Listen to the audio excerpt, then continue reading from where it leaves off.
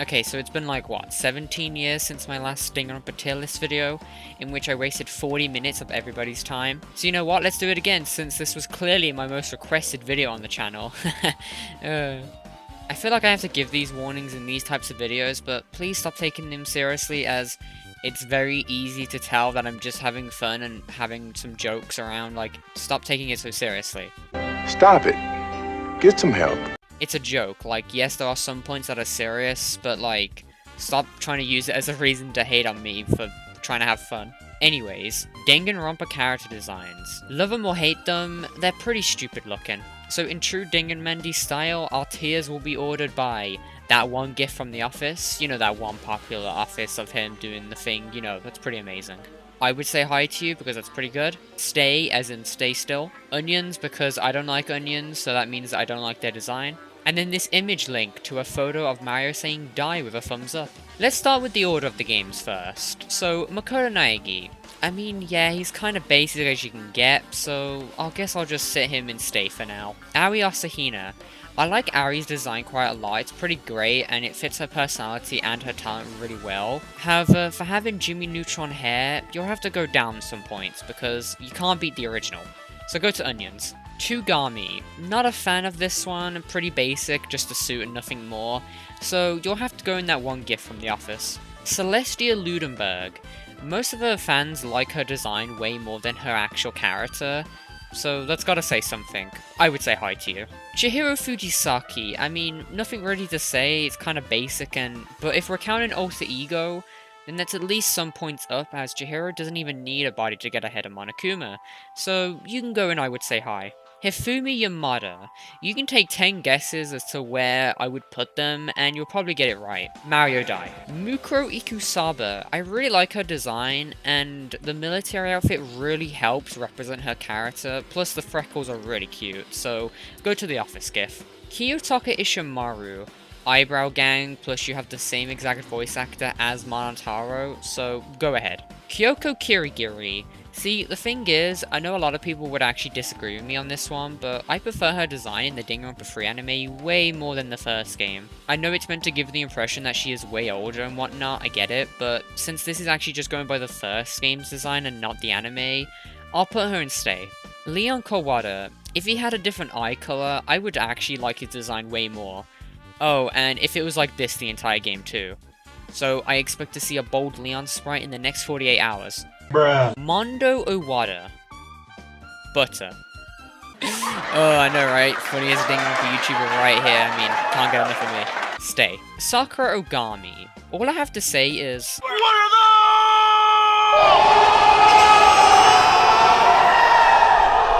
those? Sayaka Mizono. Her pop idol outfit is way more cooler and better than her regular outfit, so 0 out of 10. Toku Fukaru and Genocide Jill. This design is actually really nice. I have nothing else to say or meme about, so I'll just put them in Office gif. Yasuhiro Hagakure. Honestly, if he didn't have 10-foot tree branches as his hair, I wouldn't mind it, but the developer said no. So, Onions. Junko Inoshima. No clue why her skirt is like the shortest thing on the planet, but I really like the Monokuma pins in her hair, plus it's Junko, I mean, come on. She's one of the most cosplayed characters in existence, and that's not even a joke, like, go look it up. So, she kind of has to automatically get the Office gif. Monokuma, I mean, perfect, nothing more, nothing less, Office gif. Now let's move on to the second game, Danganronpa 2 Goodbye Despair. First off, Hajime Hinata. Does this really need to be said? I mean, kinda just the same as Makoto, so go to stay. Usami. If they use those wings on their back to fly, then I would shoot them up way more, but they don't, so no. Stay. Akane Owari. I honestly don't really see much here, it's just kind of a shirt and skirt. Yeah, it's kind of it. I don't know what else to say, really. Go to stay, I guess. The Ultimate Imposter. Well, obviously the Office gif. Chiaki Nanami. Her design is okay, but if she had a Tetris block pin here instead of this spaceship pin, it would have been much better. Stay. Fuyuhiko Kuzuryu. I like it actually, not much to say, and the eye patch fits quite well with the pan on it representing his Yakuza clan, so I would say hi to you. Gundam Tanaka. Why is everyone trying to copy Jimmy Neutron's hair? I mean, what, first Hina, now Gundam? Like, come on guys, come on. Gundam's hair looked miles better in the anime, but this isn't the anime, this is Danganronpa 2 Goodbye Despair. So go to onions. Hyoko Saionji. I have a big bias towards kimonos as I really like them, and well, this is my video, so I do what I want. Office GIF. Ibuki Miyoda. The colours are really nice and her overall aesthetics really help with her character. Plus these horn things or whatever they are really cool too, so office GIF. Kazuichi Soda. Wait, who? I don't know who this is actually. Like I have like 600 hours in this game. I don't remember who this is. This isn't even a joke. This is not even a meme. I honestly forgot who this is. And for that, you'll have to go to Mario Dai. Mahiro Kaizumi, she's really cute and I like her freckles. And well, in case you don't know this, but I'm actually a photographer in real life, so like, yet again, I'm going to show my bias. Office GIF. Ross Geller. Now, their design changes many times throughout the games, which you don't really see that with any other Danganronpa character, which in my opinion shows how unique of a character Ross Geller really is, and shows how much this design has improved on over the years. So, office GIF. Mikon Sumiki. I like it, it's simple, true to her talent, and I felt like her hair also fits a lot with her character with how it's cut off. It kind of implies that she cuts her own hair, which also goes in whenever she says that she has no friends, so it would make sense that she cuts her own hair. I would say hi to you. Nagito Komeida. Office GIF. Nekomaru Nidai. Nekomaru is such an underrated character, and his design is actually really cool. Lightning eyebrows too, like everything about him just screams amazing. 10 out of 10. Peko Peko Yama. I love the braids, plus the red eyes really make her stand out more as the rest of her outfit benefits from this red and black color scheme. So I would like to talk to you. Sonia Nevermind. I mean, she looks posh, not much to say really. Plus, it's a proven fact that in the Danganronpa lore, Sonia loves collecting Disney princess merch. So I would talk to you. Teru Hanami. Monami. Yeah, she's cute. Would say hi. Ultra Despair Girl. Kamaru Naegi, I mean, her whole thing in the game is being an ordinary girl, so like, she kind of says that a lot in the game, so I guess I would say hi to you. Monica Toa. Automatic office GIF. Kotoko. Her design is just big, uwu soft energy, honestly, so I'll say hi to you. Daemon. Very underrated, but I think the design is actually pretty neat. Nothing like too good or over the top, but definitely not bad. So, stay. Kirokuma. I hate the character, but the design is pretty okay, so I would say hi to. Servant Kameda. Kinda cool, but the only time I ever see people use this design is when fangirls go crazy over Kameda, so like, I'll just put you in stay so I can stay further away from you. And well, that's it for the Ultra Despair Girls cast. I definitely covered everybody, so no need to leave any comments about anybody I missed because I definitely covered everybody from Ultra Despair Girls. And lastly, let's move on to Danganronpa V3 Killing Harmony. First, the Monocubs. Monodam. Design-wise, probably the most unique design out of the bunch, so I would say hi to you. Monokid. Monofunny and Monoyosuke are kind of just there for me. I don't really see much to them or to their designs, so I'll just put them in stay.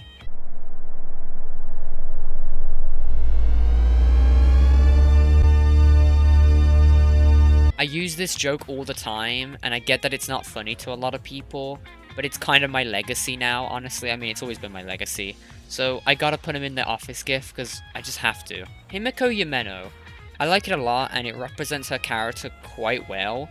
Also, this photo exists, so it's an automatic office GIF. Kurubi Tojo. I mean, it's a pretty nice design that originally started from Nier Automata, so I would say hi to you. Kokichi Omar.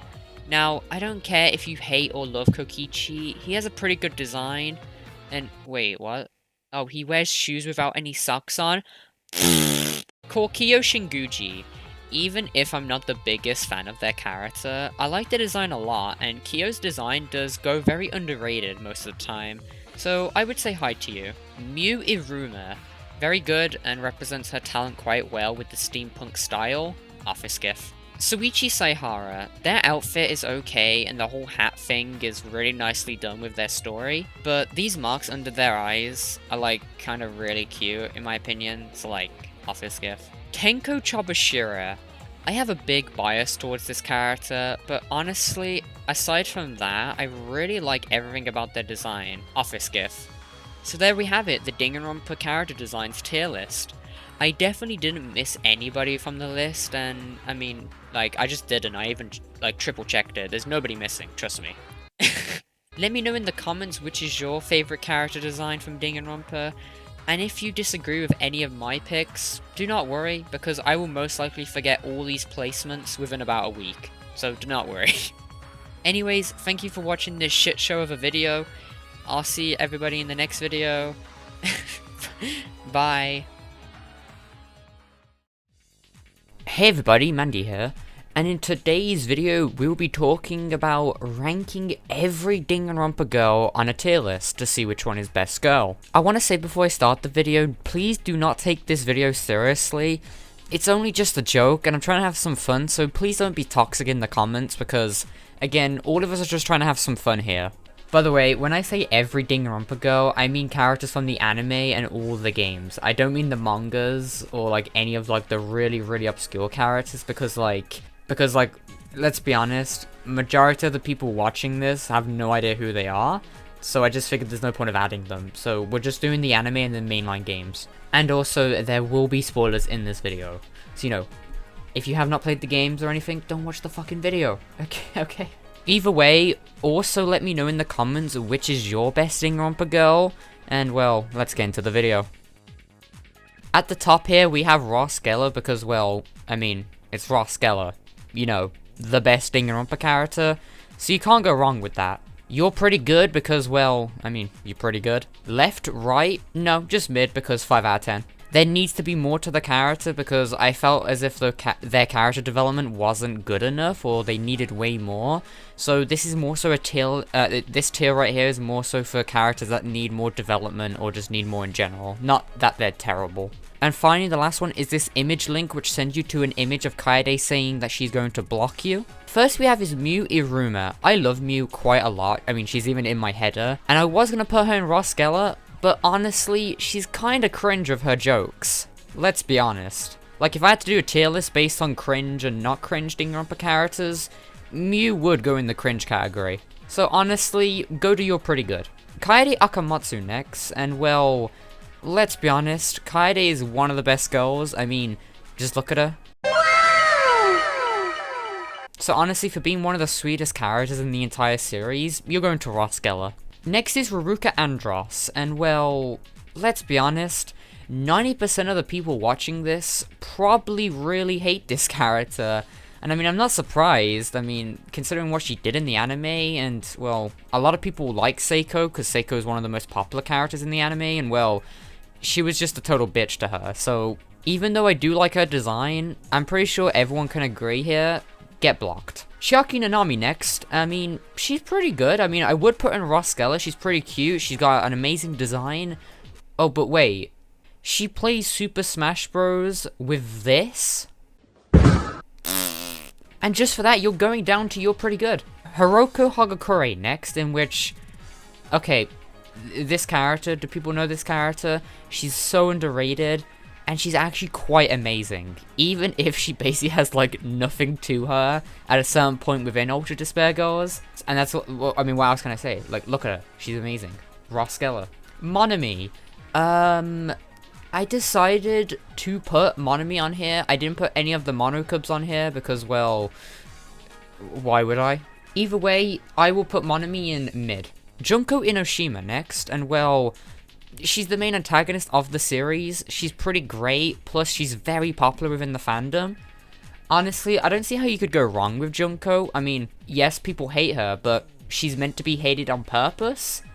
Like, you know, that's kind of the whole point of her character, is that you're meant to hate her. And no, I'm not saying her personality is good, because then you'll get the comments of people saying, Junko, what personality? She is definitely deserving of the Ross Geller tier list. Mukuro Ikusaba. I mean, she's pretty great, very underrated. We only really see her in the anime and nowhere else, which is quite a shame, honestly. I mean, she's great, so I'll put her in pretty good. Kurumi Tojo next, and well, she's too busy playing Undertale right now, so I don't know if we can list her off.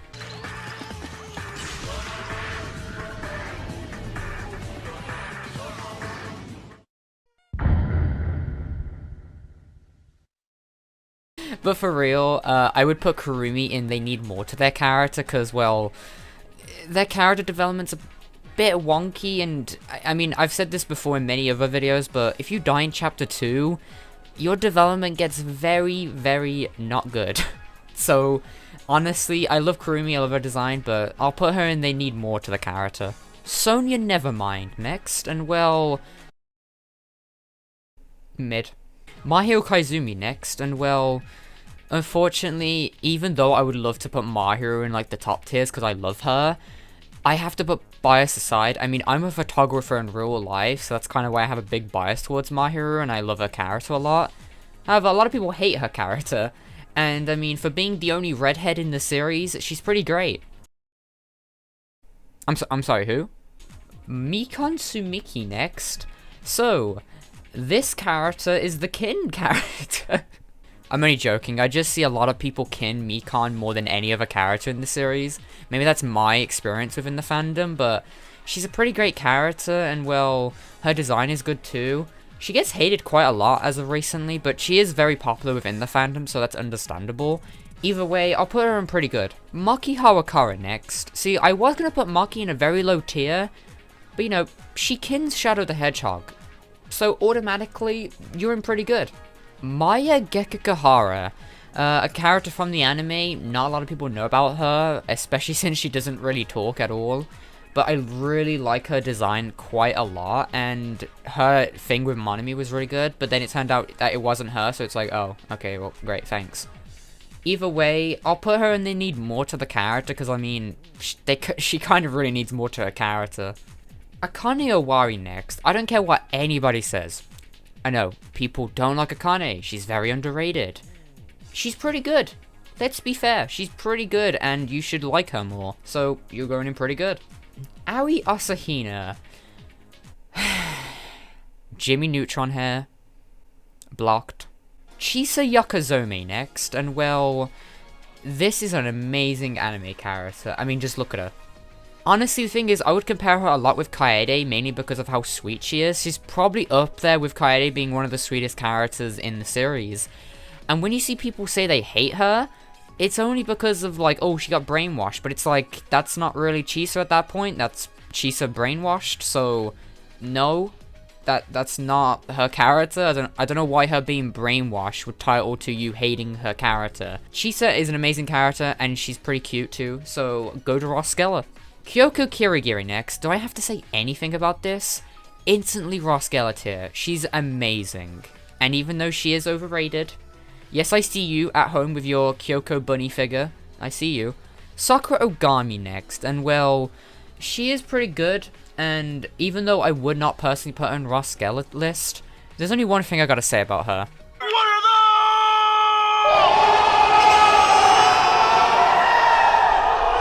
Himiko Yumeno next. I mean, what else can I say? Yeah. That was so cringe. Yeah, no, I would put Himiko in mid. She's okay. I mean, I like her personally, but like, in terms of like being best girl and how much she like helps in the trials, how sweet she is or whatever, mid. I just put mid. Monica Toa. You know, at first I was gonna put Monica in mid or at pretty good because she is the antagonist, and I mean, the only problem is a lot of people hate her. But did you know that she jumped from here, like, which is like 20 foot, and she didn't get hurt at all?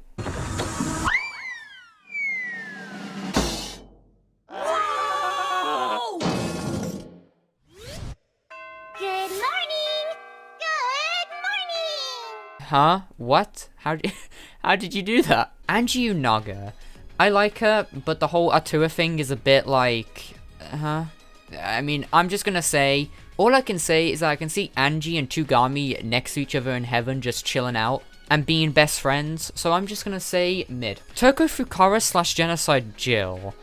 I like these characters. I'm gonna lump them both together because I can. I know some people don't like that. It's the same thing with like Izuru / Hajime, but I feel like this is kind of different in that situation. However, I'm gonna put them together, and I'm gonna say that Toku is an amazing character in both Ultra Despair Girls and the first game. Obviously, she's way better in Ultra Despair Girls. I know there are some people that hate her and say that, oh, I hate her because she didn't take a bath in 8 months. I mean, yes, that may be true. However, I would like to argue that she's a pretty great character, so I'll put her in You're Pretty Good. Tenko Chabashira. As many of you out there may know, this is my favorite Danganronpa girl of all time, and I would love to put her in Roskella, but I gotta put my bias aside. I'm going to have to put her in They Need More to the Character, because she really does. She died at a point where she was getting really good with her character development, and then it went, and it's like, shit. I'm sad. But yeah, that's my placement on Tenko. Kotoko, I don't know how to say your second name, but Kotoko. She's good. I mean, I like her design a lot. Other than that, I don't really know what else to say. So I'm just gonna put her in mid. Sayaka Mizono. Now, a lot of people hate her and then call her a snake. However, I'm gonna put her in mid because even though she did die first and you could say she needs more to the character, I think that was the whole point of Sayaka's character in the first game, was trying to teach you that trust is very, all over the place when it comes to Danganronpa, and that you really shouldn't trust anybody. So I think honestly Sayaka did her job well. Her design is pretty good, and I mean, I don't know what else to say. Honestly, it's just mid all around. Peko Pekoyama. She's really great. I mean, just look at her. She's really cute as well. I absolutely love Peko's design. Like, it's so good. And she even has the best execution in the series, in my opinion. Oh, well, okay, hers and Kaede's are up there for me, but she has one of the best executions in this series. And overall, I think Peko's character, or just her character in general, really fulfilled what was done. But she needed more to the character. She died way too early. She really should have been more there, and I didn't like that. It felt like in the community, she's kind of just lumped with Fuyuhiko, and I get it, the whole ship thing or whatever. The problem is, I would like to judge a character based on their character, and not based on a ship or a pair. So even though they both benefit each other's character developments, I'm trying to judge them by, like, singular, just without them. And honestly, Peko's does need more in that regard, so I'm gonna put her in They Need More to the Character. Celestia Ludenberg. Honestly, all I gotta say about her is summed up in this clip. This motive was dumb. Yoko Saionji. She's okay. I mean, I'm not gonna put her in hate, I'm not gonna put her in like, I'll just put her in mid. I know a lot of people would put her in hate, but honestly, for as much as she is hated, she's not a bad character. She fulfills what she's supposed to do. I mean, a whole character is being mean and shit, so like, what do you expect? Obviously, you're gonna hate her. But mid. Seiko next, and well, this character is just very sweet overall, and she did not deserve Ruka's bullshit, so going You're Pretty Good. Tsumugi Shirogane. I mean, despite all the hate she gets, she's pretty good. Her design is overall just very there, and it's very likable in my opinion. Obviously, the ending's a bit of a confusing tale, so You're Pretty Good. Ibuki Miyoda. Unfortunately, just like Miyuruma, I would put Ibuki in the cringe tier, so get blocked. Natsumi. Natsumi is Fuyuhiko's little sister, which was the character from the anime. Honestly, they didn't get much, so I think it's pretty obvious that this character goes in They Need More to the character, because, I mean, she does. Kamaru Naegi next. Oh my god. Kamaru is amazing. Her character development and her just character overall in Ultra Despair Girls is so good, it's insane. And if you don't think so, you're probably crazy. Or you like soda. That's a joke, I'm only joking.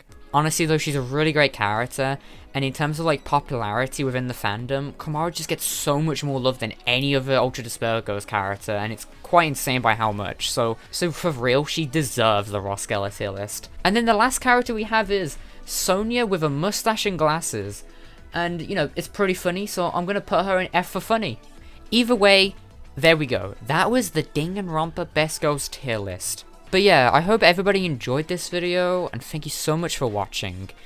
Like I said at the beginning of the video, I may do another version of this, but with the boys. It depends if y'all out there would want to see it. Tell me in the comments if you would like to see it or not. So, I would definitely love to do it. So, yeah, I hope everybody enjoyed the video. It's a bit of a weird one.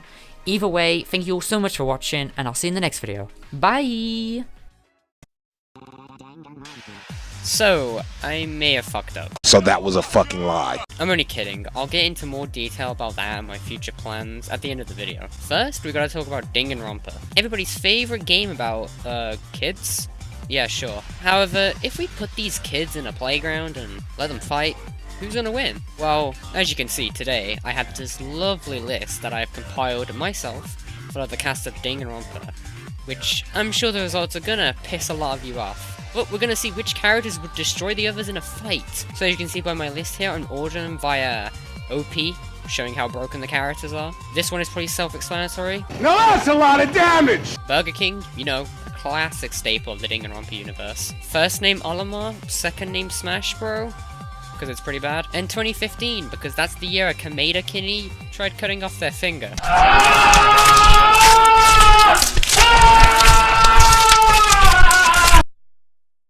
Okay, now that I've got all that out of the way, we can finally start the tier list. Let me just say that we'll be taking every possible detail into account when it comes to these characters. So with that out of the way, we're gonna start in order. First, we have Mondo, which is definitely a force not to be messed with. Pretty strong both in hair and body. For some reason carries a giant hammer in their render, so I guess he uses that. Either way, that's a lot of damage. Ruka Andros, some candy lady who was a total bitch, but she's really cute, so it makes up for it. She doesn't do anything strength-wise, and most people would put her low. But did you see what she did to herself during Danganronpa 3? That's brutal. And she did all that to herself? And just for that, you get to move from Olimar Smash Bro to Burger King. Next, we have Jotaro. I don't see them putting up much of a fight, especially since you're just a kid, but for some reason has a lot of tools at their disposal that they could potentially use. So, Olimar Smash Bro. Hirakuma. I don't have a clue. But I guess you can go to Burger King. Monami. Well, it's a bit hard to decide this one since she never technically really existed in the real world, making it a lot harder to exactly pinpoint her. But seeing that she has mentioned that she has fought and destroyed Monobeast without any extra help is quite hard. And having the free will to turning your average Joe into a cow? That's pretty terrifying. So go to that's a lot of damage. Seiko, a caring person whose wish was to save and help people. What a lovable and innocent oh shit, she can turn into a honking beast. Considering the fact that she can basically do this, eat knives, destroy objects, and keep up with all of it at the same time, that's a lot of damage. Monokuma Ball. A trusted friend of the show, actually. However, I'm gonna have to send you to Burger King. Sorry, but the fact that you left us such a mean comment on my video, it's not cutting over here, bud. Next we have Celeste. Celeste more so has the smarts rather than the strength, which is shown in chapter 3 of Danganronpa 1, so she can easily manipulate into getting people to help her or doing whatever she wants. So it's not like I can put her low on the tier list because it's very situational, so it's a bit harder to pinpoint, just like with Monami. However, just in case, I'm gonna put her down to Olimar Smash Bro. Mukuro Ikusaba. Oh, this is where it gets good. Okay, so she's a trained army professional, dealing with different weapons, different varieties, and even keeping up with Peko Yama at one point. And because of this, you really don't want to mess with her. However, she's a bit of a big pushover, especially with Junko around, just letting her do what she wants. And I get the situation they're both in, so it makes a lot of sense. However, because it seems like she could easily be pushed around, she's gonna go in, that's a lot of damage. Himiko Yameno. She's a short and a cute character, to say the least. However, you don't want to mess with her. She can saw people in half. Nah, but for real, she doesn't really have anything outside of basic magic tricks, so she wouldn't really put her that much of a fight. 2015. Mudakata. Okay, this one is kind of weird to put down, because basically he's kind of like OP in the anime, killing about 5 Future Foundation members, losing an eye, and even being able to keep up with the likes of Peko, despite not having any talent devoted to swords or using a weapon. And it's shown that he's a pretty smart character. I mean, he is one of the head-ups of the Future Foundation, so it only makes sense. And in the anime, he gets corrupted, he thinks everybody's against him, and because of that, he just goes ham and just kills everybody. I personally would put him in the OP tier list just because it's quite clear what he's gone through and been a part of the Future Foundation for so long. Oh, and he looks like you, Narakami. Ah, I know, right? I invented comedy. I'll be here all week. Junko Inoshima. Oh boy, this one's a bit confusing. Okay, so we've seen that she can be good in a fight with Mukuro. However, it's hard to tell if Mukuro was just being a pushover in the case of Junko, or if she's actually keeping up with Mukuro. We can still see that Junko is a pretty smart character with the killing games 1 and 2. However, in a fight though, it's a bit weird to pinpoint it. She would be very chaotic. And because of how unsure I am about this, I'm gonna put her at the end of That's a Lot of Damage, and just make sure that Phil doesn't finish the line. Now that's a lot of... Monica Toa, you're probably commenting right now on this video, she's just a kid. Put her near the bottom.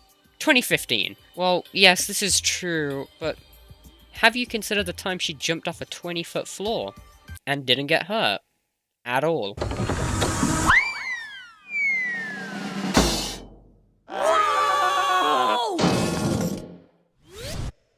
morning!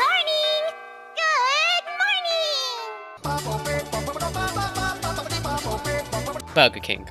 Toku Fukara, while I think the answer here is pretty obvious considering she's killed many people before, and she can control Genocide Jack, or Jill in this case, a lot better in Despair Girls by using the taser, instead of it randomly happening in the first game.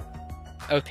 Mikon Sumiki. I think it's pretty obvious where this one goes. The only weapon she really uses, or seen, in this series is a giant syringe, which, where'd you get this? You could argue that she has killed 2 people before, which I'm not going to argue about that. However, this is about a fight. It's not if they're in a killing game. The rules are completely different, and they can't be comparable, which is why it's kind of hard to compare people they have killed compared to characters that haven't killed. So Mikon's gonna stay in 2015. My Hero Koizumi, yet another case of I'm not exactly sure how well they would do in a fight, but she somehow managed also to win a fight by taking down a sniper with ease. So it's one of the cases of you would do good, but you don't like the MBL. So 2015. Hajitoa. Well, looks like you can't play arms. Thank you, I'll be here for another 2 weeks. Onomar Smash Bro. Maya Gekukahara. Well, considering we don't really know much about you, other than the fact that Monica messed you up, and we do know your talent. However, I think it's safe to say, and I think people won't argue with me here, that she deserves to be in the 2015. Akane Owari. Based on the fact that you can beat up people using the bone on meat, and somehow scale a wall like this? Yeah, just go here. Chihiro Fujisaki, you already know, come on, weak individual. On the playground, you're getting bullied. 2015. Yasuhiro. Now, this individual is a lot more powerful and strong than people may think. And now we move on to some of the more damaging characters. So, a lot of people actually don't know this, but the 17th student hiding among the group, Tobey Maguire, really does a process of a lot of amazing powers that we don't really see from anybody over in the cast. From swinging webs to being able to hold up entire buildings, even fighting on a train. This really is a character not to mess with, since no other character can just hold up to this. OP. Ari Asahina, as we really don't know how much full strength she has, it's safe to assume she's packing some heat, as she is a world-breaking swimmer after all. That requires a lot of strength on its own, so as much as I want to put her in a lot of damage, go to Burger King. Hebo. It's said in V3 that they aren't very strong, however, we do see in Chapter 6 that Kiba can upgrade themselves to fly and have a beam cannon at their disposal. I don't know about you, but what other characters can compete with this? Like, seriously. They would just blow up the entire playground. Because of this reason, I do believe that Kiba is probably one of the most powerful, strength-wise characters that would probably win in a fight, just because you can't really do anything about it. So, OP. Shirokuma. Okay, this is my beautiful bear we're talking about, but I have to admit it. They aren't really gonna do much in terms of a fight, so I'm really sorry, but 2015, you go. Nekomaru Nidai, someone who has shown a lot throughout Danganronpa 2 with how strong and fearsome they are. And that's not even counting Mekumaru, which, can I even count Mekumaru? It's really hard to tell. Danganronpa 2 is a very weird game. Either way, they can definitely put up a fight, keeping up with Akane, so OP you go. Chisa. For a school teacher, she surprisingly can do a lot. A lot of people wouldn't expect that. So even if she's got like giant boobs for like literally no reason, other than I guess fan service, I don't know, but you would go to Burger King. Monokuma. Let's be honest, he's OP, but let's all just be honest. You buy Sakura for him? No. It's Monokuma. Are we counting the different forms of Monokuma in the games? Like Junk Monokuma? Like, that shit's scary as hell. Like, what are we counting here? So, just to be on the safe side of things, I'm gonna put them in OP. Alright, we are done with half the cast. Let me just, However, just like Barack Obama said, Danganronpa doesn't have any rights, okay? Just go home, the list doesn't matter anymore. Hey everybody, welcome back to a brand new video where we're going to be doing the Danganronpa Executions tier list. I'm not going to have much of an intro, so, you know, just beware there are going to be a lot of spoilers in this video, so if you have not played the Danganronpa series or don't know much about it, click off the video, because again, this is all spoilers, it's all the executions. I want to quickly say the way I'll be ranking these isn't based on like their motives, because their motives for these murderers are kind of on a different level. Like I would have to make a new video for that, which I may do in the future, but this is just on the executions alone and nothing more, like not counting anything to do before that. And please remember that this is my opinion, so if you want to, leave in the comments what your favorite Danganronpa execution is and what your least favorite Danganronpa execution is. But either way, let's get started. As you can see, in true Danganronpa fashion, our tier lists are Shrimp, because I really like Shrimp, the food, and, you know, that would be top tier for me. I Am Crying, because it was very emotional and very impactful, pretty good. You're Just Okay, because, you know, it was just okay. Not Good, because, well, I mean, not good. And then Target Blast from Smash Bros. For Wii U. It's a terrible mode, so if you're here, you're instantly my least favorite. So first we have Mondo Owada. These aren't in order, by the way, these are just the order what's on this tier list, but first we have Mondo Owada, which, you know, their execution being turned into butter. It was like, I remember hearing a theory about it where it was like, he went so fast that the friction like turned him, or like evaporated him into butter. My problem is that this was the second Danganronpa 1 execution, and Leon's was probably one that was like really impactful because of how realistic and how brutal it was. But with Mondo's, it felt more like Danganronpa was seeking into its more silly side of things. And you can definitely tell that Leon's execution was the only one that made it to the beta. Also, that was the only one that was in the beta, because you can definitely tell, like, between Leon's and between Mondo's, the game kind of changes its tone completely. So I'm just going to put it in You're Just Okay, just because I feel like this execution would have fit more of Danganronpa 2 or V3 and not the first game. It makes sense, obviously, because the biker gang leader and whatnot, but like, I just feel like it would have made more sense if these were in the other games where they weren't as realistic as the first game. Speaking of which, next is Leon Kawada's execution. I think I'm going to put in I Am Crying, mainly because of how impactful it was. I'm not a big fan of Leon's character in general, but his execution was very impactful for the player, and when you're first playing Danganronpa blind and you get to the execution, you're just like, whoa. Did that just happen? Like, I've seen so many blind players like get intrigued and they get more invested because of the execution. And Leon's was very brutal. It was the art style was great. It was a great execution. And if you think it otherwise, it's no. Even if you, like I said, I hate Leon, or I don't hate him, but I'm not a big fan of Leon. And I think his execution was amazing. So it's gonna go in I Am Crying. Makoto Naegi.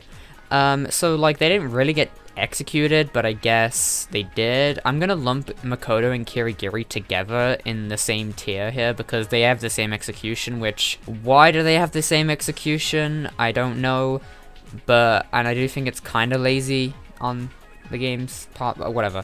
Anyways, I feel like their execution, even though it had like nothing to do with their talents, I don't know. I feel like it would have been way better if it had something to do with their talents, because Makoto's, it would have been better for it to be more luck-based, and Kyoko's, I'm not exactly sure what you could do for a detective execution, but I feel like there would have been more than that. Either way, it does create a lot of fear into the player and the person within the execution because of it constantly stomping down. You can just hear it, like, even if the camera's not on the massive, like, I don't even know what to call it, like, the massive thing that crushes down. You can still hear it, and it still creates this fear of anxiety and just pressure of what's going to happen next. So I feel like they both would go in I Am Crying. It would be Shrimp level if they had more going on and they weren't just the exact same. Peko Yama. I honestly think this is probably one of the best executions in the entire series. I mean, the whole premise of Peko's execution, you may say it's a little silly, you know, like how Monokuma was technically controlling Peko, but I feel like the main point of that execution was the fact that the last things she saw before she died was thinking that she killed the most important person in her life, because that's basically what happened. Fuyuhiko survived, but Peko basically, the last thing she ever saw was her cutting or her stabbing Fuyuhiko. And that must, like, that's probably one of the worst feelings, and nobody actually brings that up ever when they're talking about Peko's execution. I honestly think Peko's is shrimp level just for that detail alone. So we're going to get shrimp level. Teru Hanamura. Again, I'm not a big fan of this character, but their execution was pretty good. It set a good tone for the second game with how it dealt with things. It felt more like Leon's, but just a bit more going extreme and more on the silly side of things. So I feel like it's not perfect because some people did get confused. There was like one part where this giant missile was firing at Teru and it exploded, and most people were like, oh, he's dead. But really, what actually happened is it exploded right before it hit Teru. So I know that was a very small detail, but it's that small detail that a lot of people miss, and because of that, I don't feel like it did a good job at portraying what it was trying to do until the very end. Either way, I would say I'm crying just because it is very good and it's very iconic. Mukuro Ikusaba. Wait, why is Mukuro here? Huh? Okay, well, they've put Junko's... Okay, so why is Mukuro's I don't know why Mukuro is here. When did Mukuro get executed? Like, we're not talking about the spear thing, because that's the death, that's not an execution, technically.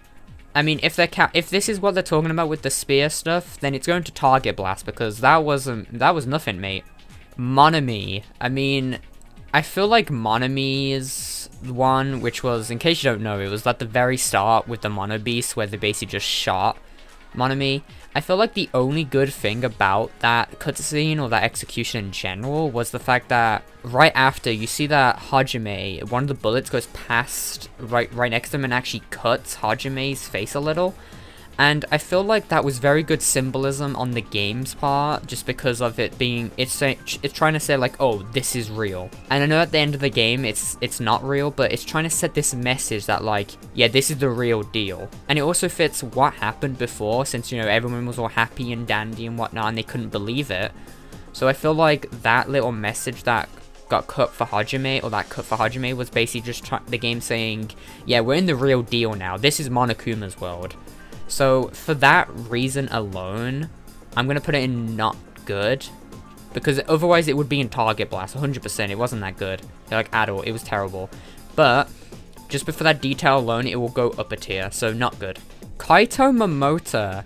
This one is very interesting because it was the first time an execution had technically failed. I mean, you could say Makoto's did. But the thing is that Kyoko also shared the same execution in which, you know, she died, so I don't really know how I don't know if that counts or not, because it technically worked. Either way, Kaito Momota's execution was very well done. It was basically a homage to the first ever execution on Jin Kirigiri. It was a bit silly that it was going through the Earth's core, but you know, and a lot of people, it takes them off guard, but like, it's Danganronpa V3 and it's a lot more sillier than the other games, or a lot more expressive and a lot more extreme and just stuff out the waters than the other two games did, so that's fine. And the thing with Kibo at the end, where it basically felt like you guys winning against Monokuma, since right after you're talking about like, oh, are you happy that Kaito won? They're like, wait, how did Kaito win? And then they go like, oh, Kaito didn't die by you like he said he would. And I know I said earlier that motives and all that shouldn't count towards ranking these, and it's not. It's just that Kaito's way of doing it was very well done, and it's the fact that we never see anything else like this in the series as well. I also might be talking out my ass, I don't know, but either way, I think this one's really good, so I'm gonna put it in shrimp. Mikan Sumiki, this is by far the worst execution in the entire series. She gets on an arm, and then she rides into space, that is it, and then it plays some like fan service shit, like, okay. Like, I get it, Mikan's the fan service character, and they were trying to portray her as that, even though, you know, it's a bit weird since she has a lot of trauma. But fan service aside, this execution was just terrible. It literally just flied her up to the moon or the sky or whatever, and then it's gone. Like, what? Like, honestly, it just... I don't know how they, like, thought that was a good idea to include. I'm not even joking. Like, I legit don't understand how they thought that was, like, you know what, that would be good. And it's not symbolism, there's no like symbolism or other meaning, it's just shit. It's actually just a bad execution, so that's definitely going in Target Blast. Gundam Tanaka. I'm probably gonna get a lot of hate for this, and, you know, people, I mean, I'm not a big fan of Gundam, and people already, you know, insult me for that reason, so, you know, I mean, I've already been insulted by a lot of people, so, I mean, if you want to, fine, but, you know, opinions are opinions, and I respect yours, so you should respect mine too. I mean, people don't, but whatever. Either way, Gundam's execution, in my opinion, wasn't that good. It, like, yes, the ending made a bit sense, I guess, with the whole him going to pet heaven, but, like, I just didn't really understand the point of it. Like, you just got hit. The only thing I can really see about it is that, like, that Gundam's magic, or like what Gundam talks about throughout the entire game, just didn't work or doesn't work, and it kind of proves that, you know, he is this human that is trying to act more powerful, more boastful about himself. And I guess that's the only reason, because then he tries it, what he's been talking about this entire time, and when he does, it fails, and then he gets hit. So I guess that would be the only symbolism. I don't really know what else it would really mean, but it's more so the fact that he just got hit once and then it's like, you're done. I feel like a lot more could have been done for Gundam's execution, and most people I see play the game, they say it was a bit disappointing, so honestly, for now, I'm just gonna put it in not good.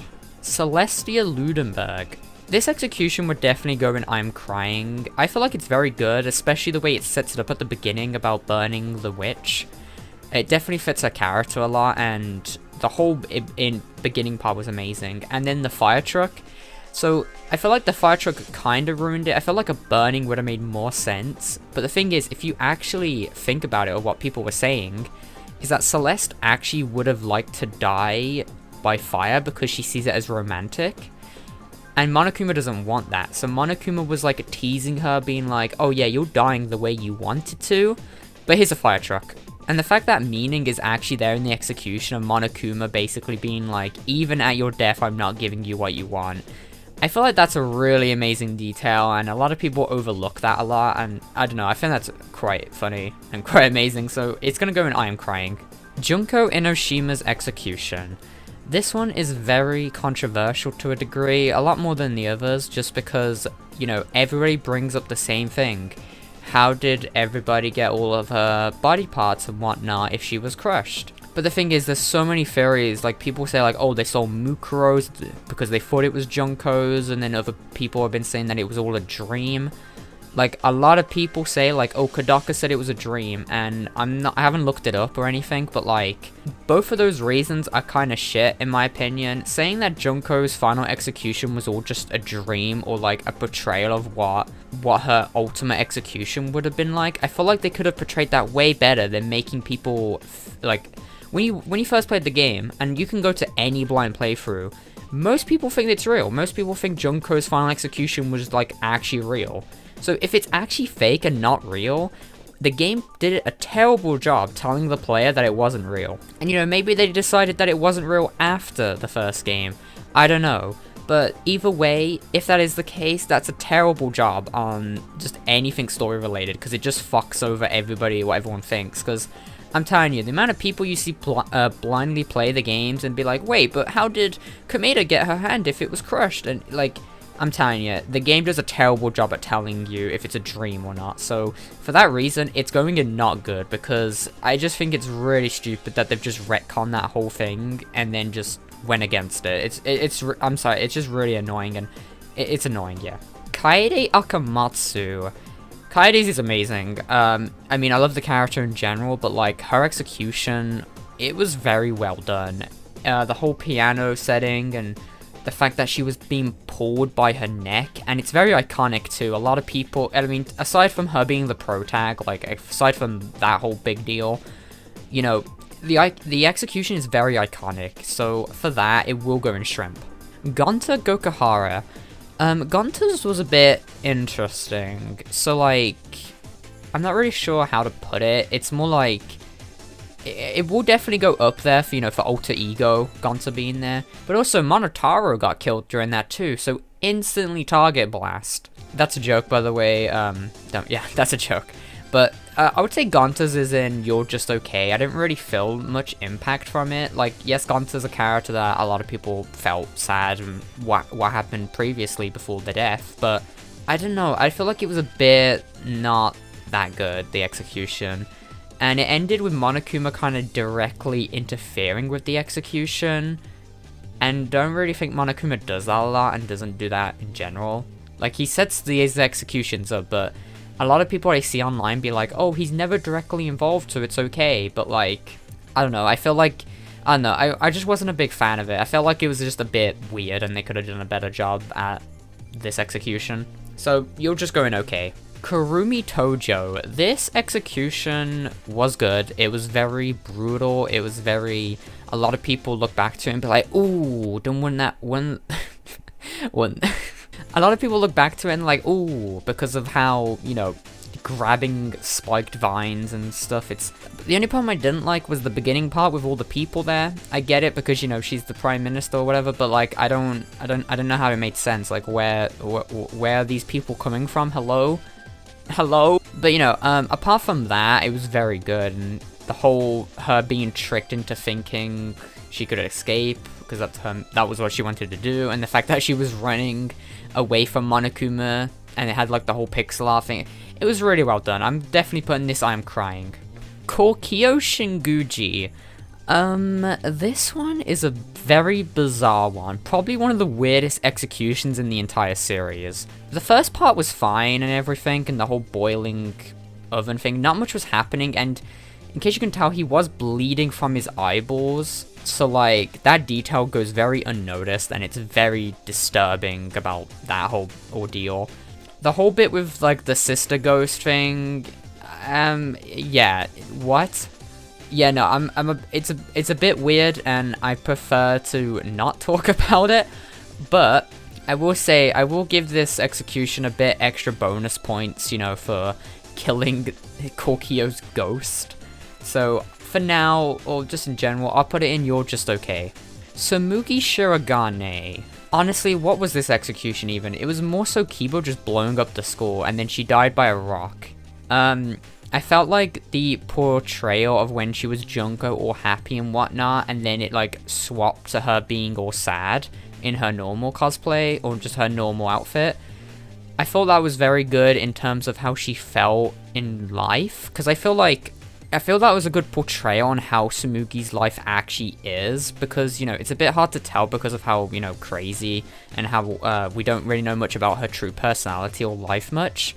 But I feel like that's how, that like little detail kind of helped us realize what Samugi's life is like, as in, the main reasons why she's obsessed so much with Danganronpa was because she loved it, it made her happy, as you can see by the Junko cosplay, but then when she's out of Danganronpa, she just felt sad and upset in life, and I'm not trying to like defend for what she did. Obviously she set up the whole killing game or helped him or so, but like I feel like that little detail was a very good portrayal of how the real Samugi felt about not being able to do her favorite thing in life, and a lot of people, and I mean a lot of people, don't catch up on that.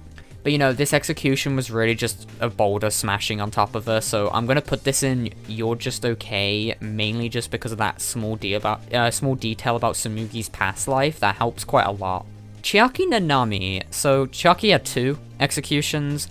I'm gonna count the one in DR2 first. The one in DR2 was very good, but I didn't feel like it was very, you know, out there. I felt like it was just kind of basic. I don't know.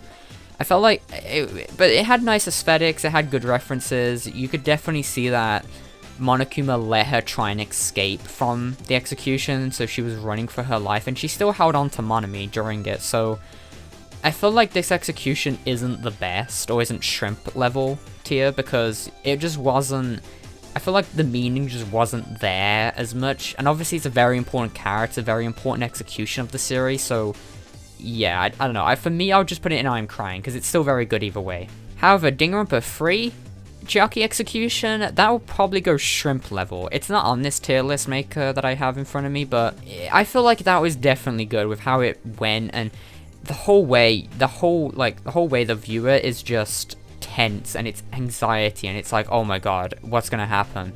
It's, a lot of people I know say that it's very painful for them to watch, even if they aren't Chiaki fans. Like, I've seen non-Chiaki fans be like, yeah, I can't watch the Chiaki's Danganronpa 3 execution because of just, it was terrible, it was disturbing and very gruesome. And it doesn't help that after the whole thing, she's like crawling for life, like clinging onto life, like, and then she like slips over her own blood, and it's just very disgusting. So I feel like that one would definitely go in shrimp worthy, because the whole point of Chiaki's DR3 execution was to make the viewer uneasy and anxiety and everything like that, so it definitely did its job right. Jin Kirigiri's, this one's just gonna go in okay. There's not really much to say about it, it's kind of just the first one you see, so I feel like it sets up the game nicely for what you're getting into, but there's literally nothing to like really base this on. Really, I don't know, I feel like there's nothing to do here, so it will just go in okay. Alter Ego Junko, what? No, what? Does that count as an execution? I mean, I'm just gonna put it in Target Blast, because I'm good, mate. And the last execution we have is Alter Ego execution. This one is definitely good in terms of impact and surprise for the player, because the whole cast was kind of relying on Alter Ego to help them escape and help them do stuff and whatnot. The execution itself wasn't that good in my opinion. I mean, yes, it was kind of just destroying them and turning them into like a Monokuma ball or something, but I feel like the main impact of Alter Ego's execution was just the surprise factor. I feel like that's the most important thing when it came to that execution, was just the surprise, the impact of like being like, oh shit, they found out, like, that type of stuff. That's kind of really the reaction you would be getting and whatnot from that execution, not more so them dying. So I feel like for that, it will go in not good. It would, like I said, the execution itself wasn't that good in my opinion, but I feel like because of the surprise factor, it would go up from Target Blast to not good. So there we have it. That is my Danganronpa execution tier list. Like I said, it's my opinion, please be respectful and don't insult me, because, I mean, people do that anyways, even though I say you don't have to listen to my opinion, because, you know, everyone has their own. But, you know, I would love to hear everybody else's opinion on this topic, so tell me in the comments, y'all, what is your favorite Danganronpa execution, and what's your least favorite Danganronpa execution? I would love to know, and yeah. This has been a very long video, well, not a very long video, but this has been a longer video than normal. Either way, I do appreciate you all for watching, and I'll see y'all in the next video. Bye! Hey everybody, welcome back to a brand new video, where today we will be doing a Danganronpa character design tier list. So you may be asking, Mandy, I swear you've done this before, and you're right, I have. Oh, brother! I kind of wanted to do a updated version of this list, or just like a new version, because it's been like a very long time since I've done the last one.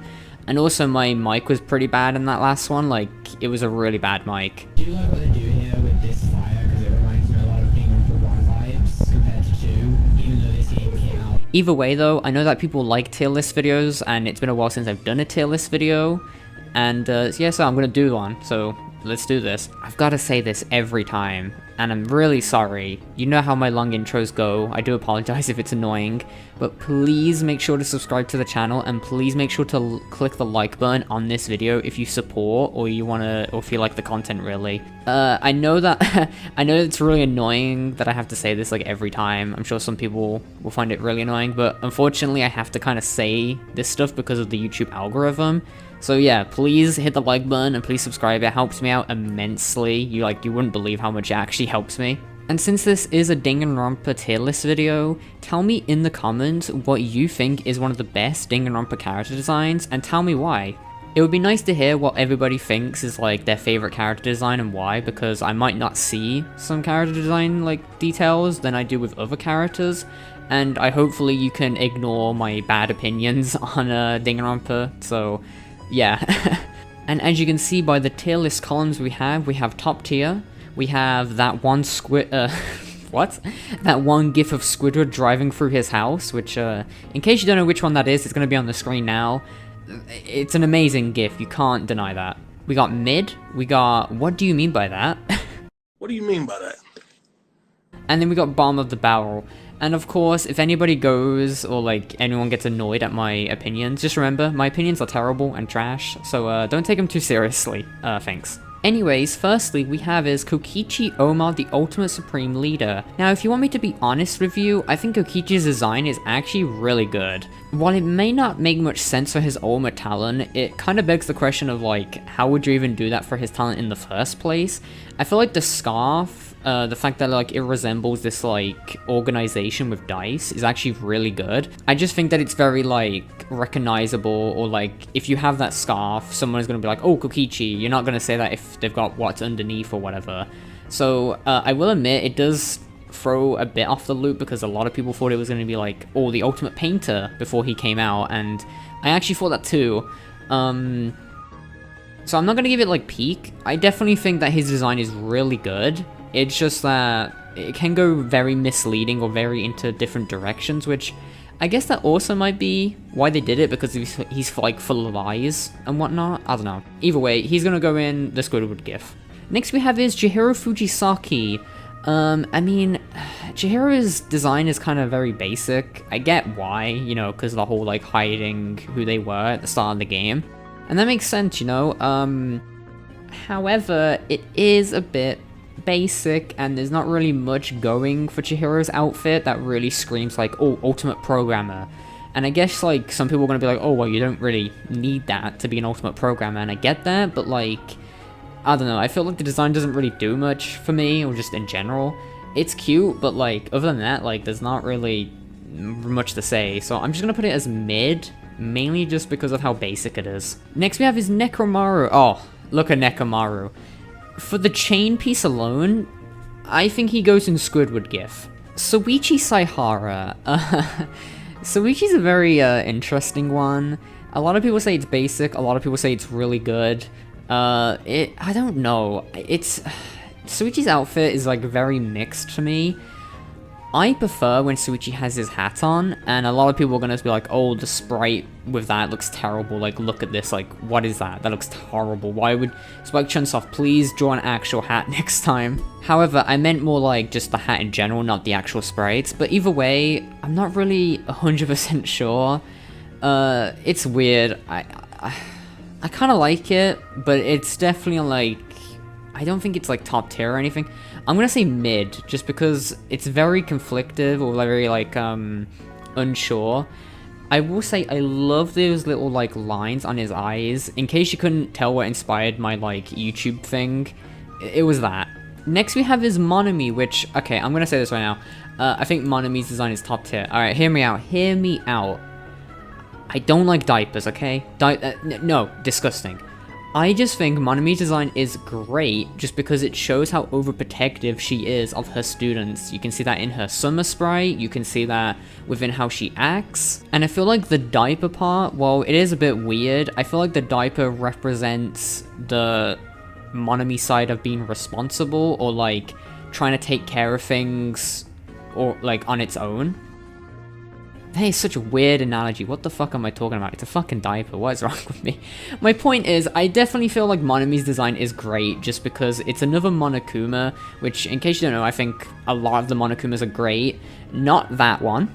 But I feel like when it comes to like a Monokuma type design, I think a lot of them are just like really solid overall great designs, and it's hard to beat, quite honestly, because they're mascot characters and not actual like humans. But the thing is that, I don't know, I feel like Monami's design really helps represent her protective side, or like her like AI type of thing. And that's what I like about it, so I'm gonna say top tier. Oh my god, Dwayne "The Rock" Johnson. I mean, what can we say about this one? It's just like, have you seen it? You've seen it, right? Please tell me you've seen it. Okay, well, it has to go top tier. If you deny that in the comments, I don't know what's wrong with you. You've clearly never seen him before. The ultimate Rock.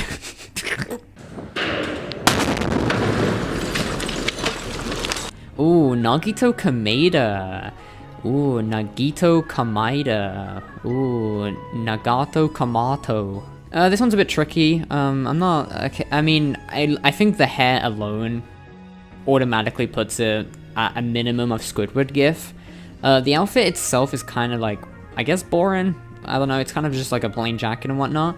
The design on the actual jacket, like the red squares and like the whatever that sorry, can't speak today. Whatever that thing is on his like white shirt, not sure what it is exactly, but I feel like a lot of it looks really cool.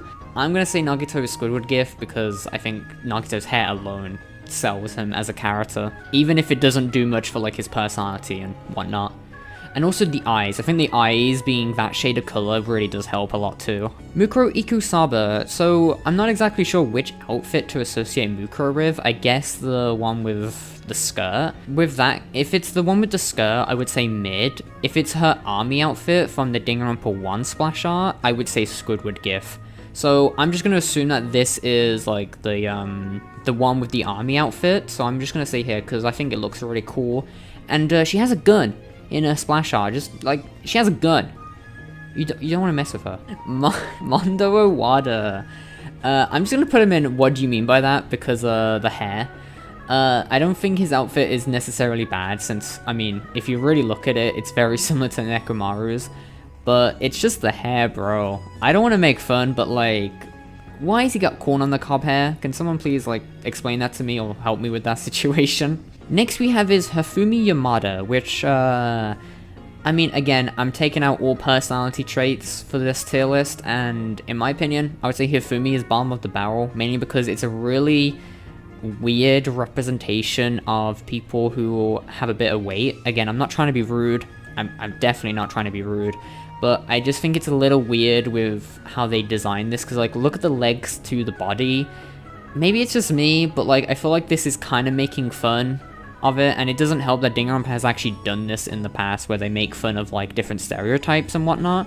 Again, I'm not going to get into that, but I feel like Hifumi's design is kind of, like, not the really best way to represent somebody who has a bit of weight within, within just in life in general. I'm just gonna say bottom of the barrel, because I just don't think it's really that good or interesting. It's just kind of like, oh, look at this, look at the funny haha, and then, oh, okay, thanks, I guess. Next is Kazuichi Soda. I've said this somewhere before, but I think Kazuichi's design is honestly one of the best. It's really good, it's really appealing, it's very punk-esque, it's kind of great, and it also represents his talent quite well. And it's also very easy, like, it was kind of like an easy design in my opinion, and it actually works really well. I don't really like Soda that much in general, but like I said, this is not about personalities, and I'm putting him straight in top tier because I think that Kazuichi's design is just really good. It represents him a lot, it shows how much of a working class, like, person he is in terms of his talent. There's a lot at play here, and I think that they did really well on Kazuichi's design. Next is Kibo. I mean, they're alright, I guess. I don't really know how to, I mean, I don't know. They look cool. Does that count? I think they look really sick. However, that's just looking cool. I don't know. Kibo's a really weird one. A lot of these are really weird in terms of, like, where I would put them, because some of them are just, like, the most basic as bone shit, you know? Kibo, I'm gonna say Squidward GIF, just because I think the hard edges and, like, the demeanor of his design kind of bodes well with what we see in Chapter 6. It obviously doesn't bode well that much within the rest of the game, but I'm talking about Chapter 6 when he has, like, the gun and the wings and shit. So yeah, Kibo's a tricky one, but I'll put them in Squidward GIF for now. Kurumi Tojo, I'm gonna say Squidward GIF just because of the spiderweb things. I like that when I say things, I clearly have no idea what it means, because I don't. But I just think it looks really nice, and I feel like it fits a whole aesthetic a lot more, instead of just being like a simple maid, because a lot of people will probably be like, oh, she is just a simple maid character, which, you know, I guess she is. But I feel like the cobweb stuff and the all black and grey or black and white maid dress fits really well with who she is as a character. Yeah. What else do I say? Next character. Oh! Somebody! Oh! Kyoko Kirigiri. Danganronpa 1 design, I would say mid. It's okay. I feel like I'm saying this for a lot of the characters, I do apologize, but I feel like it's kind of mid. I mean, I don't know what you want me to say. It's just boots and a skirt and a jacket, and then boom, you're done. Oh, and the sunglasses too, don't forget that. And the devil horns, don't forget those either. But if we're talking about Danganronpa 3, Kyoko Kirigiri outfit, I would say Squidward GIF. I really like it. It fits quite a lot well with her. And I just think it looks nice overall in general. I don't know. I mean, I'm gonna put Squidward GIF, but you can prove me wrong or tell me otherwise in the comments. Taka, y'all like the image I used here? So, Taka's design. I think Taka's design is actually pretty good. I'm sure some people will not tell me or say like, wow, I can't believe you're not calling it basic. I don't think it's that basic. It's a little basic, but at the same time, I think it's really good. I feel like the way it's like out there, or the way it's like clearly him trying to be smart and for the educational, or it's more so fits like, oh, he looked at the rule book for what the clothes is, or like what the clothing rules are, and he was like, okay, I'm gonna be as neat as possible. And he's also kind of flexing with what's on there. So I'm gonna just put him in Squidward GIF. Next is Kaede Akamatsu, which I'm just gonna put her in top tier, mainly because, okay, I know I said I shouldn't be personalities, but I'm a kind of a big fan. Don't say simp, I guess simp, I don't know, but I'm a very big fan. I'm just gonna say Kaede and Tenko are some of my favorite characters. I love them both very much, and unfortunately, I'm going to continue being a simp for them, so goodbye. I'm just gonna say, with Kaede's actual design, again, simple, but I feel like it fits her character quite well. I don't know why her swimsuit doesn't fit the same color, or isn't the same color. I'm not saying look like... I don't know, I just feel like it's like the most obvious shit ever that it would have been pink, but it's blue for some reason, because... Okay, but the piano notes in her hair, like the hairpins are really cute. The skirt I actually really like because of the whole like piano design thing, and also I think dark purple is honestly a really good mix with pink itself. The orange tie is a bit weird. Yeah, I'm not gonna lie, now that I'm thinking about it, why is the orange, like the orange tie isn't bad, but like, why is it orange? Like, I guess it fits with that light palette, but like at the same time it's like, I feel like you could have picked a different color there. Oh well, I still love it, and I'm still a big Kaede simp, so I don't care. Anyways, Makoto Naegi. Makoto was designed to be the basic character. Like, look at the way Danganronpa 1 was introduced, and look at the way Danganronpa 1 is. Makoto was made to be a basic not silent, but like a basic protagonist of like, oh, that one that you could relate to. Because he's normal, he's like, goes whatever's with the trend. And I mean, look at Danganronpa 1, he literally says that. Obviously things change during the rest of the series, but the thing is his design was basically made around the basic like a basic person. So I feel like it would be a disrespect to put him any higher or lower than mid itself. Tenko, again, simp, I'm sorry, I can't help it. Tenko's great, I love the flower thing on her head, that's all, goodbye. I'm sorry, this must be really annoying for people who hate these characters or whatnot. Anyways, Sonia Nevermind.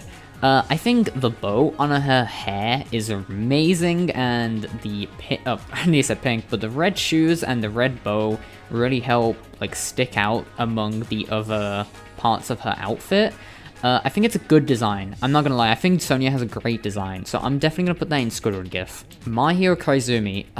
This sucks because I love My Hero. I really love My Hero, and I'm a photographer myself, in case you didn't know. Probably mentioned that a million times. But I'm a photographer myself, and the problem is that My Hero's outfit's a little basic, boring. I love it. I love her so much, and this is definitely something that I would wear.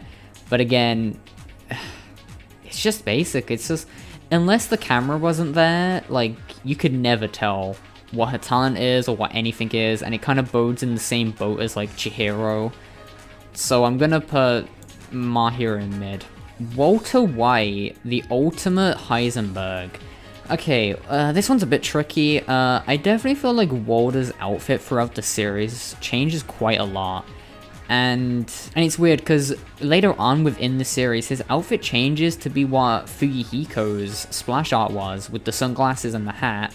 And you could say that Fugihiko copied Heisenberg's design, but I don't know, I feel like it was the other way around. Not exactly 100% sure. However, I think Walter's design is a great among this great other cast of characters we've got lined up here. So I'm definitely putting it in a Squidward GIF. Mikon Sumiki. I think this is top tier, and I'm not just saying that because I love Mikan, and I do love Mikan. It is undeniably that I love her. However, I feel like the hair is the selling point in terms of her design. At first, I thought this was because, oh, she cut her own hair and she's very clumsy and she doesn't... Ugh. I thought that was the reason, and I think that was a really good reason for the design, but apparently it was her bullies that cut her hair, which I feel like the other way was a bit more like... I feel like there's a bit more like I don't know, I feel like that was a better way of explaining it than her bullies, because at that point, why wouldn't her bullies just like cut her whole hair off, you know? I think it's I feel like either way, both of those are really good, and the fact that she's a nurse also really helps. I think the fact that she has bandages everywhere shows about her clumsiness and her, like, just overall foolishness foolishness? That's not the word to describe Mikan, but more like just clumsy behavior and, like, misunderstanding everything. I feel like it helps quite a lot, and I would say Mikan is top tier. I'm also going to say that Mew Iruma is top tier, and again, I know people are going to be like, oh, I'm a simp, whatever. Mew's design is great. Look at this. It's punk steam aesthetic, like a steampunk aesthetic. I said that the wrong way. But it's really great and fits her character quite a lot. I think the goggles, honestly, is like one of the best parts just because of how well it looks on her.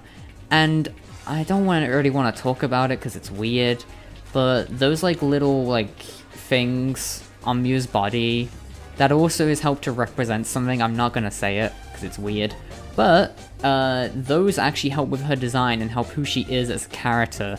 So honestly, when you look at Mew's design, her character design is just screaming good, like in general. Mikan, did I say Mikan? Whoops. Maki. I like Maki, but I'm gonna have to say mid. Again, she bowls in the same boat as Chihiro and Mahiru. It's just basic, and there's not really much to say, and that's the main truth about it, is that there's just nothing to say. I think that's really is what can just be said, and I don't have any other words for it. Ibuki would go for Squidward GIF. She would go right next to Walter White. Ibuki's design is great. Very punk, very colorful, vibrant. The leggings, I said this before somewhere, but those lines on her legs, I thought those were like part of her socks, but that's her tattoos. And I think that really says a lot. Oh, I don't know if it's tattoos, but it's basically on her body. I thought those were socks, but they're not. And I feel like that's at a point where I'm like, wow, that's really cool. And that's like, I've been into this series for like 5 years now, and I like Ibuki. She's not like one of my favorites, but she's up there. And the fact that I didn't even notice that, and that I'm learning like new things about character designs over the years, I think that says a lot, and that's why Ibuki is in this list. Monokuma, I mean, do I have to say any more? It's Monokuma. He's the mascot of the series. He's like well known. He has a perfect representation of the yin-yang symbol of like depression and hope and despair. The eye, like everything about Monokuma is just amazing. And even if you don't like him, you can't deny that his design is one of the best we've ever seen. Kamaru. I didn't say this at the start, but I wasn't gonna do V3. Why can I not even... I can never speak, I swear. I wasn't gonna do the anime characters or Ultra Despair characters, mainly just because I feel like that would have been too many. And in case you couldn't tell, but I've been recording for like 30 minutes now, and I'm not even like... I'm still got like a shit ton left. However, I didn't realize Kamaru was actually in this list, so that was a mistake, but I'll do Kamaru since she's here. She's basic, what else can I say? Mid. I mean, like, she's literally just... She has a talent, and that's her whole point, is that she looks basic, so I don't really know what else to say. Yasuhiro, my man's gotta go in the Squidward GIF. I'm not the biggest fan of him, but I think his design is great. I love the coat part, and he's just, like, I feel like the coat over the shoulders and just like the way he's dressed just shouts, oh, casual, lazy, chill, just like a chill bro. That's all I gotta say. I'm gonna put Akane's design in what do you mean by that, because I mean it's simple and that's it. It's literally just, it's the most simple of simple things you can ever do, and I feel like her talent was a bit wasted on her design. I don't know, I feel like it'd been way more, so I'm gonna put it in what do you mean by that. Fuyuhiko, I think his design is great. It's very slick, very class. It very represents well, I don't know the Yakuza well, but like it represents like the mafia type of thing that like his talent is based on. The hat and the glasses copying the Heisenberg character from earlier. However, I think it fits him quite well, and it shows that, and I think it just helps his. I just think it helps him quite a bit. Ari Asahina, I'm definitely putting her in Squidward GIF mainly just because I feel like the outfit really helps represent that she's a very athletic, and I feel like her Danganronpa 3 design doesn't really bold as well as her original design. I still think it's great, don't get me wrong, but I feel like her original design really showed that, like, yeah, she's an athlete, athletic, and you can definitely see that by the shoes. I definitely feel like the shoes being green help that, and the fact that she's like one of the only characters ever in the series, or like one of the only girls, sorry, in the series that wear shorts. I think only her and Ruruka. I could be wrong, but I'm pretty sure they're the only characters in the whole series with shorts on. Or girls, like girl characters, I mean. Tugami. Tugami. I'm gonna put mid. I guess the only thing, actually no, I'm gonna put him in Squidward GIF, mainly just because he screams businessman. His design screams, oh, I'm a businessman and I'm going to screw you over as much as I can. Obviously he changes, obviously there's a whole character arc, there's all that. However, when you first meet him, he seems like a very smug, very confident person, very business professional, and all he really cared about was his financial gain. And I feel like that really showed within just the suit, really. I mean, I don't know what else to say. Also, the fact that he's 6 foot, god damn, bro. However, now we have his Tugami T-posing, which, I mean, how could you fight that, right? I mean, if you saw that in a dark alley, what are you doing? Like, actually, what are you doing? Ryoma, I'm just gonna do it. Ryoma in top tier. Ryoma's a great character. I think his design is amazing. I feel like they could have made him a little taller. However, I feel like the aesthetic with like the punk and the hat, and like the fact that he's like a criminal, I think it fits so well. The chain's a little weird. I feel like they could have removed that. I'm not sure why Ryoma himself would have it, but I feel like Ryoma's design is just great overall. So yeah, Leon's design is quite Squidward GIF because it actually does more than just a basic outfit. I feel like it definitely represents his, like, what he wants, because obviously we know that, like, even though he does baseball, he clearly wants to go into music, and you can really tell by his difference in character design from, like, when we first see him in the photo to, like, when we see him in the sprites. Like, you can definitely see that appeal of what he wants within his design, and it definitely helps quite a lot. So yeah, there's not really much to say. You could say it's basic, but at the same time, I feel like it really helps show people, like, oh yeah, he's not about the sports, he doesn't really care that, he wants to put all of his focus into music because that's what he wants. Himiko, I'm gonna put Himiko in mid. It's a bit basic apart from the witch hat, and I think the shoes are great, by the way. I'm honestly tempted to put her in Squidward GIF only for the shoes alone. It's funny. And I think, I'm going to put her in Squidward GIF. I think Hyoko is a very... Did I say Hyoko? Himiko is a very fun character, just in general. Very comforting, too. The whole, like, Nair thing is perfect. I don't know what to say. Squidward GIF. Hyoko. Now, here's the thing. Here is the thing. I think Hyoko's design isn't the best. I feel like it's good, but it's not, like, anything extraordinarily great or anything. The problem is I have a bias towards kimonos. Kimonos are like one of my favorite things ever. I love seeing kimonos in like outfits or fan art or just art in general. And you would figure that because of that I really like Hyoko's design, which honestly the main reason why I like Hyoko's design is for the simple fact that she's wearing a kimono. I love kimonos so much, and it's made me want to put her in top tier. But I don't know if I should let my bias get to me. I'm gonna put her in Squidward House just because even if it's my favorite design, it's just an okay design overall. It's nothing too special, but I'm gonna hold my bias of loving kimonos to a side and put her in Squidward GIF. Junko Inoshima. I'm gonna say she's definitely in Squidward GIF or top tier. I'm gonna say Squidward GIF. I mean, do I have to say anything? It's Junko Enoshima. She just kind of radiates this despair among her character design. The Monokuma pins, I mean, I'm obviously going to point those out. Those help quite a lot.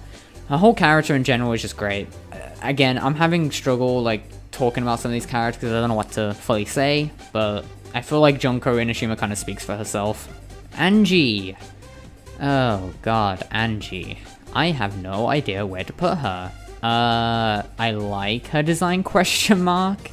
I don't know, Angie's very, like, here and there for me. I like the coat part, but, like, underneath she's kind of, like, not really wearing too much, and I feel like it's like, oh, okay. And, you know, I guess because, like, she's from an island, or, like, she lives on an island, I'm gonna put her in mid. I don't know. I don't really know what to think about Angie. Imagine this as, like, a I don't know column instead of a mid column.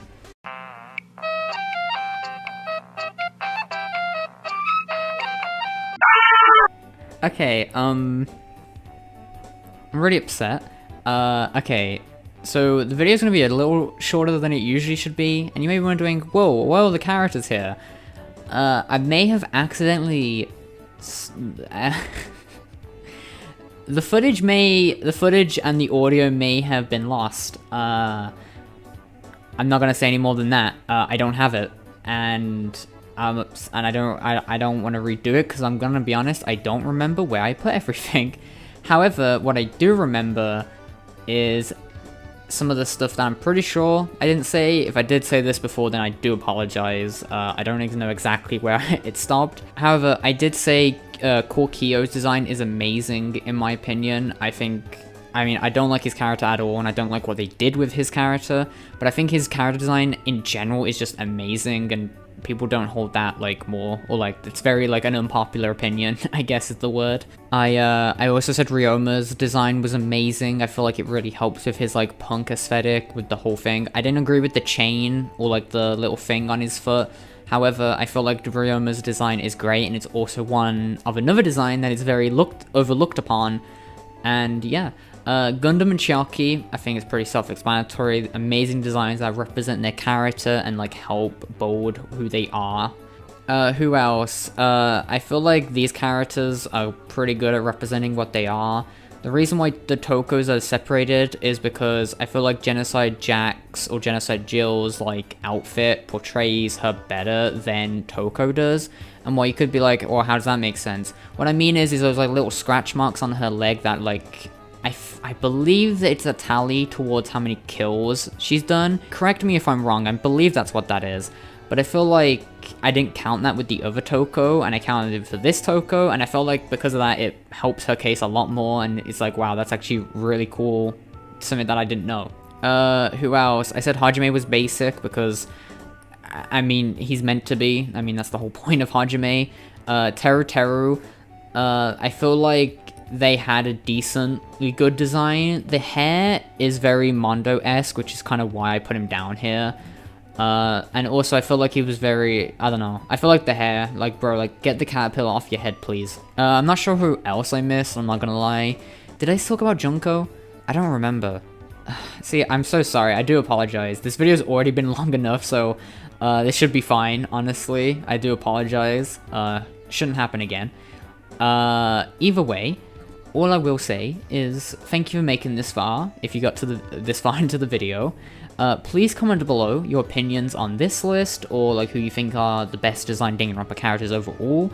I would love to hear what people think. I always love reading comments, it's really nice, and it's just, I don't know, it's just really nice going through comments and seeing people, like, talk about Danganronpa. It's fun. It's very fun. Or, like, having discussions. It's a lot of fun in general. But yeah, expect more videos. I've got a couple planned up, and more than anything, I just hope you enjoy them. So, yeah, hope you have a lovely rest of your day, and thank you for watching. Bye!